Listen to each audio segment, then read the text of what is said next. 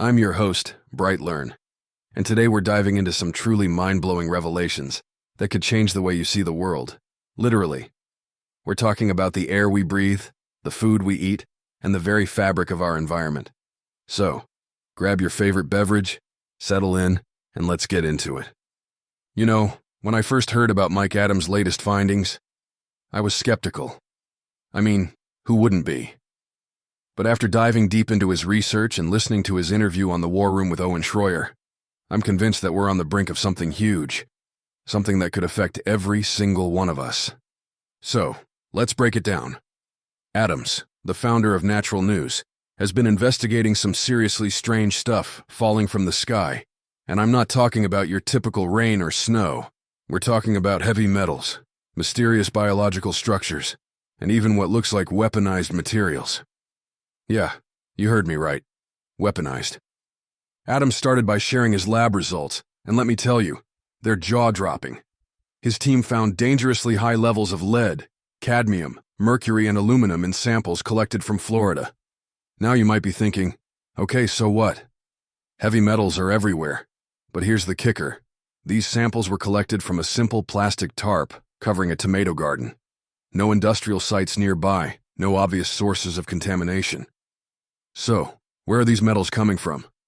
Adams suggests that they could be part of a larger, more sinister operation. He speculates that these materials might be intentionally dispersed into the atmosphere, possibly from ships off the coast, and then carried inland by the wind. This isn't just about pollution, it's about deliberate chemical exposure. But it doesn't stop there.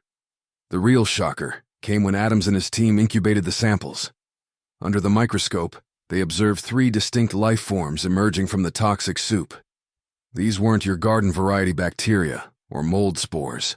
We're talking about egg-like structures that hatched into something living and moving.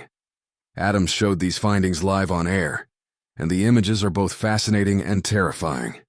Now, I'm no scientist, but even I could see that these structures were unlike anything you'd expect to find in a typical environmental sample.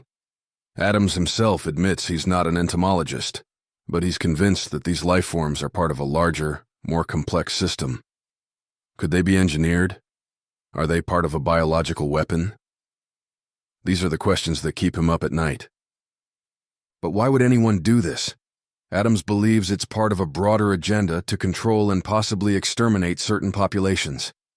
He draws parallels to past government experiments, like the infamous Project Sea Spray, where the U.S. military sprayed bacteria over San Francisco and St. Louis.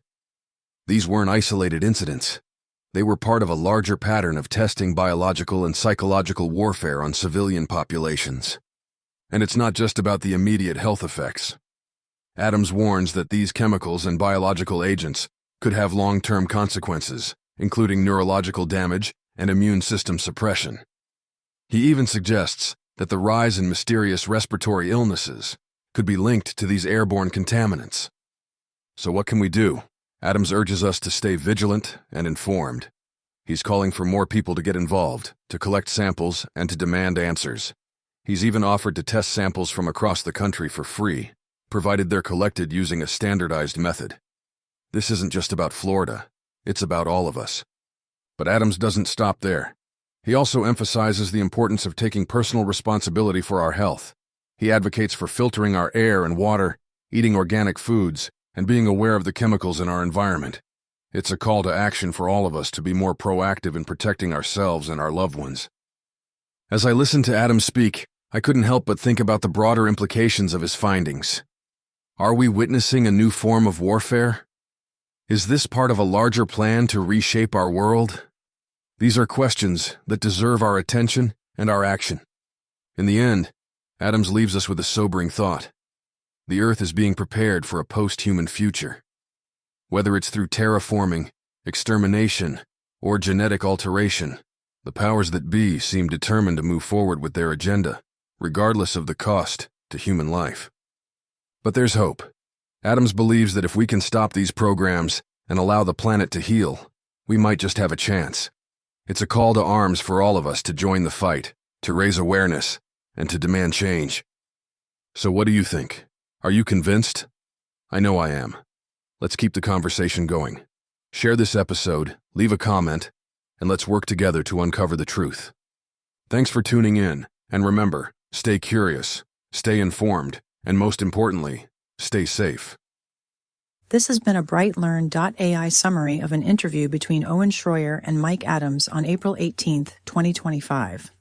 The full interview is available at Brightian.com, where you can also find podcasts and special reports by Mike Adams and other creators. Visit naturalnews.com for full editorial coverage of this interview and breaking news on critical stories that will keep you informed and aware of what's really going on.